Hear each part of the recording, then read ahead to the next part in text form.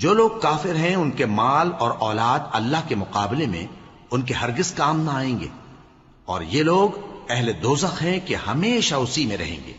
یہ لوگ جو مال دنیا کی زندگی میں خرچ کرتے ہیں اس کی مثال آندھی کسی ہے جس میں سخت سردی ہو، اور وہ ایسے لوگوں کی کھیتی پر جو اپنے آپ پر ظلم کرتے تھے چلے اور اسے تباہ کر دے۔ اور اللہ نے ان پر کچھ ظلم نہیں کیا بلکہ یہ خود اپنے اوپر ظلم کر رہے ہیں۔ مومنوں، کسی غیر مذہب کے آدمی کو اپنا رازدار نہ بنانا۔ یہ لوگ تمہاری خرابی میں کسی طرح کی کوتاہی نہیں کرتے اور چاہتے ہیں کہ جس طرح ہو تمہیں تکلیف پہنچے۔ ان کی زبانوں سے تو دشمنی ظاہر ہو ہی چکی ہے، اور جو کینے ان کے سینوں میں مخفی ہیں وہ کہیں زیادہ ہیں۔ اگر تم عقل رکھتے ہو تو ہم نے تم کو اپنی آیتیں کھول کھول کر سنا دی ہیں۔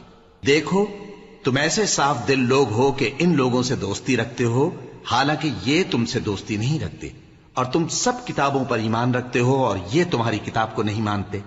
اور جب تم سے ملتے ہیں تو کہتے ہیں ہم ایمان لے آئے ہیں، اور جب تنہا ہوتے ہیں تو تم پر غصے کے سبب انگلیاں کاٹ کاٹ کھاتی ہیں۔ ان سے کہہ دو کہ اپنے غصے میں مر جاؤ، اللہ تمہارے دلوں کی باتوں سے خوب واقف ہے۔ اگر تمہیں آسودگی حاصل ہو تو ان کو بری لگتی ہے، اور اگر تمہیں رنج پہنچے تو خوش ہوتی ہیں۔ اور اگر تم تکلیفوں کی برداشت، اور اس وقت تم میں سے دو جماعتوں نے جی چھوڑ دینا چاہا، مگر اللہ ان کا مددگار تھا، اور مومنوں کو تو اللہ ہی پر بھروسہ کرنا چاہیے۔ اور اللہ نے جنگ بدر میں بھی تمہاری مدد کی تھی جبکہ اس وقت بھی تم بے سر و سامان تھے۔ بس اللہ کی نافرمانی سے بچو تاکہ شکر گزار بن جاؤ۔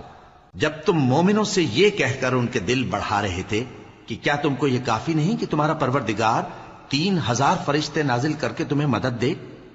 ہاں، کیوں نہیں؟ اگر تم دل کو مضبوط رکھو اور نافرمانی سے بچتے رہو، اور کافر تم پر جوش کے ساتھ دفتن حملہ کر دیں، تو تمہارا پروردگار 5000 فرشتے جن پر نشان ہوں گے تمہاری مدد کو بھیجے گا۔ اور اس مدد کو تو اللہ نے تمہارے لیے ذریعہ بشارت بنایا، یعنی اس لیے کہ تمہارے دلوں کو اس سے اطمینان حاصل ہو، ورنہ مدد تو اللہ ہی کی طرف سے ہوتی ہے جو غالب ہے، حکمت والا ہے۔ یہ اللہ نے اس لیے کیا کہ کافروں کی ایک جماعت کو ہلاک کر دے یا انہیں ذلیل و مغلوب کر دے کہ ناکام واپس جائیں۔ اے پیغمبر، اس کام میں تمہارا کچھ اختیار نہیں۔ اب دو صورتیں ہیں، یا اللہ ان کے حال پر مہربانی کرے یا انہیں عذاب دے کہ یہ ظالم لوگ ہیں۔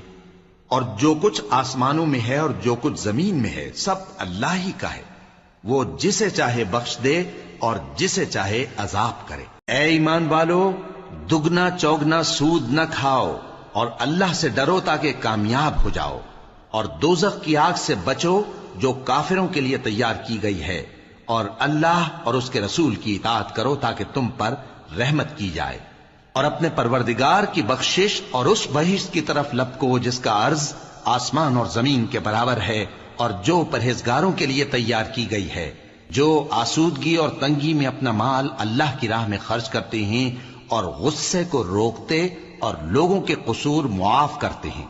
اور اللہ نیکوکاروں کو دوست رکھتا ہے۔ اور وہ کہ جب کوئی کھلا گناہ یا اپنے حق میں کوئی اور برائی کر بیٹھتے ہیں تو اللہ کو یاد کرتے اور اپنے گناہوں کی بخشش مانگتے ہیں، اور اللہ کے سوا گناہ بخش بھی کون سکتا ہے، اور جان بوجھ کر اپنے افعال پر اڑے نہیں رہتے۔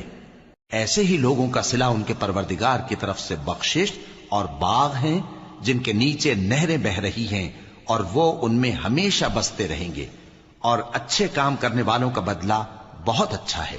تم لوگوں سے پہلے بھی بہت سے واقعات گزر چکے ہیں، تو تم زمین میں سیر کر کے دیکھ لو کہ جھٹلانے والوں کا کیسا انجام ہوا۔